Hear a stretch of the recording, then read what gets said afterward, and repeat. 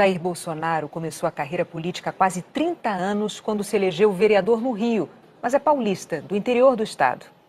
Nasci em 1955. Minha querida mãe ainda está viva. Uma gestação bastante complicada, ela como católica, botou um dos meus nomes de Messias, mas não sou o salvador da pátria. Quem vai salvar essa pátria somos todos nós. Em 21 de março de 55, o craque do Palmeiras e da seleção, Jair Rosa Pinto, completava 34 anos.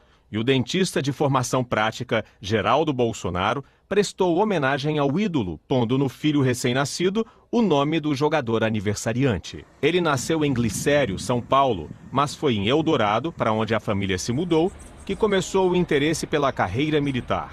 Soldados do Exército procuravam na região o líder esquerdista da luta armada, Carlos Lamarca, e o adolescente de 15 anos, Jair, conhecia bem os caminhos da mata. Eu andava naquela região toda, eu extraía palmito nativo do mato, né?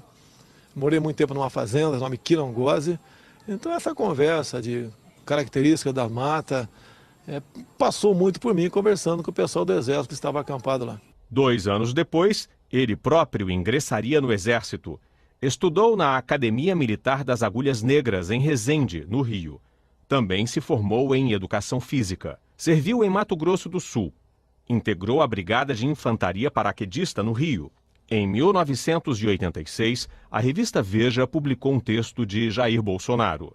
Por reivindicar aumento salarial para os militares, passou 15 dias preso. 1 ano depois, uma reportagem da revista afirmou que Bolsonaro e outro militar planejavam ações com explosivos como forma de pressionar o comando do Exército.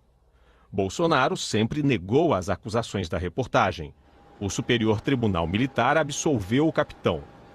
Decidiu trocar a carreira militar pela política em 1988. Conseguiu ser eleito vereador no Rio e passou para a reserva do Exército. Em 1990, tornou-se deputado federal. Foi reeleito 6 vezes seguidas para o mesmo cargo, por 8 partidos diferentes. Em 2014, mostrou força nas urnas. O deputado federal mais votado do Rio e o terceiro do Brasil se sentiu confiante para anunciar planos de voos mais altos. Eu estou disposto em 2018, desde que Deus quiser, tentar jogar para a direita esse país. A ideia surgiu na casa da família Bolsonaro, na Barra da Tijuca, no Rio. A decisão de concorrer à presidência da República do Brasil foi tomada dias depois da reeleição da presidente Dilma Rousseff, sozinho, na mesa da Copa. Depois eu levei para minha esposa, foi a segunda pessoa que tomou conhecimento. E depois botamos o plano em funcionamento. Ninguém acreditava. De vez em quando, eu confesso, até eu falava, será que eu estou no caminho certo?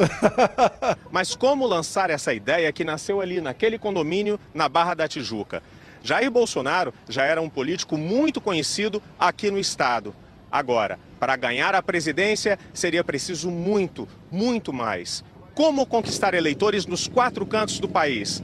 A estratégia saiu do bolso, literalmente. 1, 2, 3, 4, 5 mil, queremos Bolsonaro, presidente do Brasil. Em 2015, ele estava em Belém quando postou: assim, a cada dia, ficamos mais capacitados para dar um voo mais alto.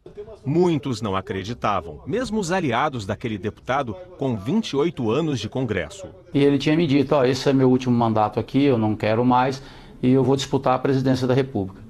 E eu disse, rapaz, tenta o Senado é um melhor quadro para você, você se elege tranquilamente. Ainda brinquei com ele, falei, você sabe que nós somos pessoas polêmicas e que se a gente ficar sem mandato, o que vem de processo em cima da gente é uma coisa absurda. Sobre as polêmicas, o amigo estava certo. Criou polêmica com os homossexuais. Em entrevista à revista Playboy, disse: prefiro que um filho meu morra num acidente do que apareça com um bigodudo por aí.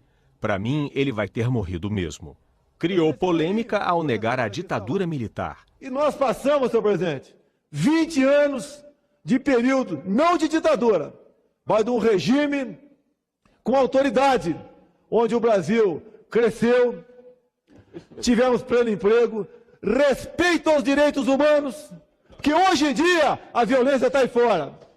Segurança, amor à pátria e democracia. E mais ainda, nenhum presidente militar ou militar enriqueceu, respondeu qualquer processo por corrupção.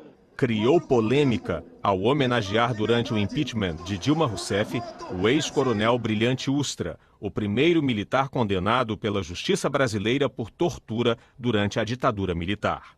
Pela memória do coronel Carlos Alberto Brilhante Ustra, o pavor de Dilma Rousseff. Na campanha, foi explicando essas polêmicas. Na entrevista ao Jornal Nacional, ao ser cobrado, pediu desculpas pela frase sobre preferir um filho morto a um gay. Tem muito gay que é pai, que é mãe e concorda comigo. As declarações foram fortes, foram algumas caneladas, peço até desculpas, mas foi um momento de temperatura alta em comissões que quase houve vias de fato em muitas discussões, que o ativismo LGBT levava para isso. Condenou quem quer dividir o Brasil entre homos e héteros. Nenhum país do mundo tem o que nós temos. Riquezas minerais, biodiversidade, água potável, regiões turísticas. Temos tudo para sermos uma grande nação. Para isso temos que unir o nosso povo, unir os cacos que nos fez o governo da esquerda no passado, botando de um lado negros e brancos, jogando nordestinos contra sulistas, jogando pais contra filhos, até mesmo quem tem opção sexual, homo contra héteros. Disse que nada tem contra os gays. Nada contra os homossexuais.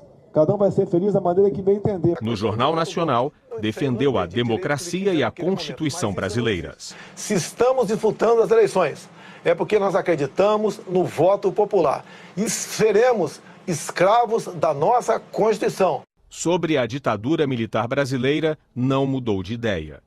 No primeiro turno, o partido dele só tinha direito a 8 segundos para fazer propaganda na televisão. Vamos caminhar juntos em defesa da família e da nossa pátria.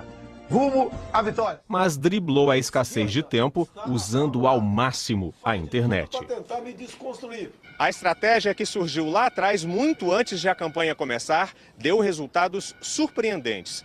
Antes de conquistar milhões de eleitores, Jair Bolsonaro conquistou seguidores. O capitão reuniu apoiadores digitais que multiplicavam suas mensagens nas redes sociais. A partir daí, ele ganhava seguidores que se transformavam em eleitores. Eu tenho dificuldade e o grande homem que tratou desse assunto para mim, começou uns 10 anos atrás, é meu filho Carlos Bolsonaro, que é vereador no Rio de Janeiro. Ele é a pessoa que realmente me orienta a trabalhar nessa área. Comigo fica basicamente o Facebook, as demais mídias sociais com ele. Nós temos um objetivo pela frente, é tentar mudar o destino do Brasil. No início de 2014, Bolsonaro tinha 204 mil seguidores no Facebook. Em 4 anos, eles passaram para 9 milhões. Temos que abrir o nosso Brasil para o brasileiro. Nas 4 principais redes sociais, ele tem mais de 19 milhões. Nesta disputa pela presidência da República, com um forte discurso antipetista na defesa da família, da ordem e da autoridade, Jair Bolsonaro esteve entre os favoritos nas pesquisas desde o início. E os sinais da força eleitoral do capitão já eram emitidos há anos.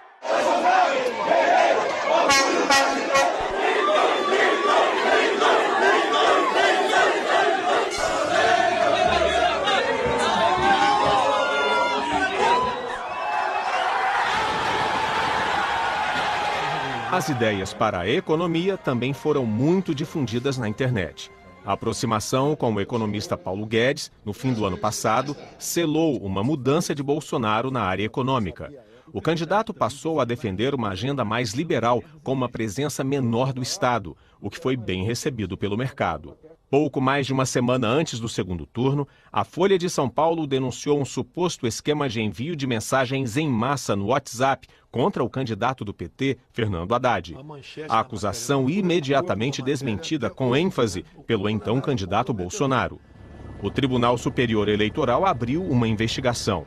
Já a Procuradoria-Geral da República pediu que a Polícia Federal abrisse um inquérito para investigar a campanha, mas dos dois candidatos, e não somente de Bolsonaro. Nas ruas, as posições polêmicas provocaram reações diferentes nos brasileiros. Parte da população combateu as ideias dele, mas outra parcela se identificou com Bolsonaro. No sábado, dia 29 de setembro, milhares de pessoas tomaram as ruas dos 26 estados do Brasil e no Distrito Federal para dizer ele não. No dia seguinte, simpatizantes do candidato fizeram manifestações em 17 estados e no Distrito Federal para dizer ele sim. Em outubro, houve novas manifestações. No dia 20, contra o candidato Jair Bolsonaro, em 29 cidades do país. No dia 21, apoiadores de Bolsonaro participaram de manifestações em 57 cidades. Os filhos e a primeira-dama do Brasil, a partir de 1º de janeiro, Michele Bolsonaro, refutam a imagem que os adversários pintam do presidente eleito. Não é nada disso, né? Ele é taxado, ele não é essa pessoa que falam. Eu sou prova disso, quem convive conosco também. Então, assim, é uma infelicidade de quem fala que ele é racista, que ele é machista, que ele é homofóbico. Isso é tudo mentira. Infelizmente, são rótulos que não são verdades. Ele é um cara super doce, calmo, de bom humor, né? Faz piada com as coisas, é sério quando tem que ser sério, é firme quando tem que ser firme. Né? Então, assim, é a minha escola de vida e de trabalho. Muitos se imaginam que ele seja um cara autoritário, ditador, e exatamente ao contrário de tudo isso. Eu, como filho, estou falando para vocês que vão ter uma grata surpresa com Bolsonaro. Bolsonaro liderou a corrida para presidente, mesmo depois de ter sido obrigado a parar a campanha nas ruas por causa do atentado que sofreu em Juiz de Fora no dia 6 de setembro. Quando o candidato era carregado por eleitores, Adélio Bispo de Oliveira o atacou com uma faca de 25 centímetros na região do abdômen. Na Santa Casa de Misericórdia de Juiz de Fora, onde passou pela primeira cirurgia, recebeu 2 litros de sangue para compensar a enorme hemorragia. Os médicos identificaram 3 perfurações no intestino delgado e uma lesão no intestino grosso. Cortaram um pedaço de cerca de 10 centímetros do intestino grosso e realizaram uma colostomia. Bolsonaro ficou com uma bolsa externa para armazenar as fezes. O procedimento durou quase 4 horas. Jair Bolsonaro se emociona ao descrever o ataque. Foi um momento bastante difícil. Quando eu levei a facada, eu pensei que fosse um soco, né? Porque eu olhava a barriga e tinha apenas um corte e não sangrava. Mas eu fui perdendo forças e a dor não passava. Rapidamente, a equipe que estava comigo me levou ao hospital. O que eu lembro do hospital? Eu dei muita sorte na Santa Casa de Juiz de Fora, que eu considero Juiz de Fora a minha segunda cidade natal. E os médicos tomaram uma decisão muito rápida. E eu senti apenas quando a minha camisa foi rasgada e foi passado algo na minha barriga, com toda certeza algo parecido com álcool, né? E apaguei logo em seguida. No dia seguinte ao ataque, 7 de setembro, o então candidato do PSL foi transferido para o Hospital Albert Einstein, em São Paulo. 5 dias depois, passou por uma nova cirurgia por causa de uma inflamação que provocou uma aderência, uma obstrução no intestino. Eu estava com febre e lembro de uma passagem bastante complicada, porque por volta das 9 da noite foi feita uma ressonância e o médico falou para o outro que vamos ter que operá-lo. E o outro falou quando? Ele falou agora. Então de 9 da noite às 5 da manhã, isso aí dá 8 horas de cirurgia, tudo novamente foi retirado da minha cavidade abdominal, lavado, costurado e voltado para dentro. Ele recebeu alta no dia 29 de setembro, depois de 23 dias de internação. Bolsonaro conta que o atentado o fez pensar ainda mais na filha caçula, Laura. Confesso para você que passa pela cabeça da gente a possibilidade de morrer. E eu só pensava, né, em não deixar a minha filha Laura, de 7 anos, órfã. Isso que passava pela minha cabeça. Nos últimos 50 dias, Bolsonaro praticamente não saiu às ruas por causa das 2 cirurgias. A campanha se deu pelos posts nas redes sociais e, por decisão da maioria dos eleitores, será o novo presidente do Brasil a partir do dia 1º de janeiro, aos 63 anos de idade. Com os votos que conquistou, Jair Bolsonaro transformou o minúsculo PSL no 2º maior partido na Câmara dos Deputados. Chamado de mito pelos seguidores, o presidente eleito gosta de especular sobre o porquê disso e de forma bem prosaica. Mito? Eu não sei de onde veio isso aí, até brinquei, né? Deve ser do meu apelido de infância, Parmito. Quando questionado sobre a primeira medida que pretende tomar como presidente, ele relembra uma promessa de campanha: encaminhar ao Congresso um projeto para mudar o Estatuto do Desarmamento. Mudar, porque o cidadão de bem, ele quer fazer com que o referendo de 2005 seja respeitado. O povo decidiu pelo direito de comprar armas e munições. Eu não estou inventando nada. Agora, o capitão reformado encerra um capítulo de sua história, o de candidato. E começa a escrever o próximo e mais importante, o de presidente do Brasil, escolhido democraticamente pela maioria dos eleitores.